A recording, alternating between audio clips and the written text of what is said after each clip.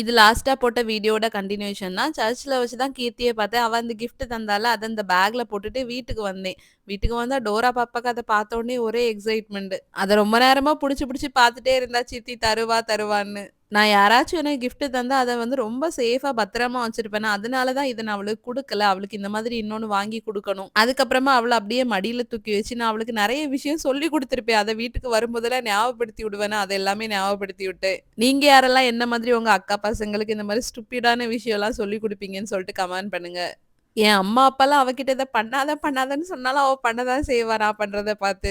அப்புறம் இந்த கண்ணாடி வந்து தேவ சகாயம் மவுண்ட் திருவிழா நான் வீடியோஸ்லாம் போட்டிருந்தேன்ல, அங்கருந்து இவளுக்கு வாங்குனது தான். அதுல ஒரு ஹார்ட் இருக்குமா, அத உடைச்சுட்டா. அத வந்து ஃபிட் பண்ணி தான்னு என்கிட்ட கேட்டுட்டே இருந்தா, நான் நீயே பண்ணிக்கன்னு சொல்லிட்டு கையில குடுத்தேன். அததான் வச்சு நோண்டிட்டு இருக்கா. அன்னைக்கு நான் வந்ததுமே என்ன பார்த்து ஒரே சிரி. எதுக்காக இவ்ளோ சிரிச்சுட்டு இருக்கா தெரியுமா? அப்பதான் நான் அந்த பொம்மை குடுப்பேன்னு சொல்லிட்டு நான் லாஸ்ட் வர குடுக்கவே இல்ல.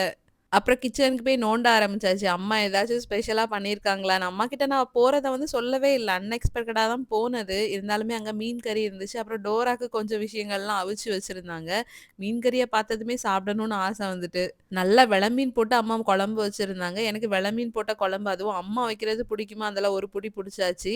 அப்புறம் டோரா வந்து அவளோட பிளேட்ட வந்து தூக்கிட்டு வந்து எனக்கு ஏதாச்சும் தான்னு கேட்டுட்டு இருந்தா. அவளுக்கு அம்மா சத்து மாவு அவிச்சு வச்சிருந்தாங்களா, அதுல ஒண்ணு குடுத்தேன். நான் கவர்மெண்ட்ல கிடைக்கிற சத்து மாவு ரொம்ப ஸ்வீட்டா இருக்கும். குழந்தைங்களுக்குலாம் அத குடுக்கக்கூடாது போலன்னு நெனச்சேன். ஆனா அப்படியெல்லாம் இல்ல. ரொம்ப மைல்டு ஸ்வீட்டா தான் இருக்குது. குழந்தைங்களுக்குலாம் தாராளமா கொடுக்கலாம். இந்த மேடம் என்கிட்ட இருந்து வாங்கிட்டு குடு குடுன்னு சாப்பிட ஓடிட்டாங்க. அதுக்கப்புறமா நானுமே இது எப்படிதான் இருக்குன்னு டேஸ்ட் பார்க்கலான்னு சொல்லிட்டு ஒண்ணு எடுத்து டேஸ்ட் பார்க்க ஆரம்பிச்சுட்டேன்.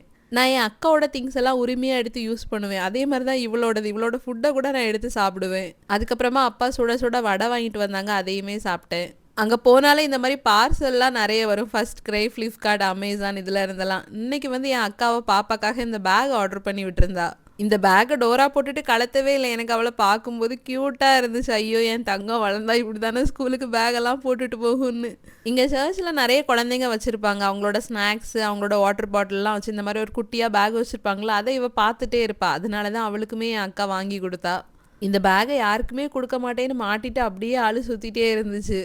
விட்டா ஆள் இப்பவே ஸ்கூலுக்கு ஓடிரும் போல. இப்பல்லாம் எல்லாருக்கும் பேக் போடும்போது ஆசையா தான் இருக்கும். ரியலா ஸ்கூலுக்கு அனுப்பும்போது தான் தெரியும் அவங்களுக்கு. நான் வேற நைட்டு வீட்ல சமைக்கலையே, அதனால இங்கேயே சாப்பிட்டுட்டு போயிடலான்னு சொல்லிட்டு என் ஹஸ்பண்டுக்காக பொரியல் பண்ண ஆரம்பிச்சிட்டேன். அவங்களுக்காக ஒரு பாதி புடலங்கா வச்சு புடலங்கா பொரியல் பண்ணுனேன். அதுக்கப்புறமா முட்டை வச்சு முட்டை பொடி மாஸ் பண்ணியிருந்தேன். நம்ம வீட்டுக்கு நம்ம ஹஸ்பண்ட் வந்து அந்த மாரி பார்த்து பார்த்து கவனிக்கிறோம். ஆனா அவங்க வீட்டுக்கெல்லாம் போனா நம்மள யாருமே கவனிக்க மாட்டாங்க. நம்மளே நம்மளே தான் கவனிச்சுக்கிடணும். இது என்ன லாஜிக்னே தெரியல. பழைய காலத்து ஆளுங்க என்ன மாதிரி பழக்கம்லாம் பழக்கி குடுத்துட்டு போயிருக்காங்க. நெக்ஸ்ட் வீடியோல பார்க்கலாம். அதுவரைக்கும் பாய்.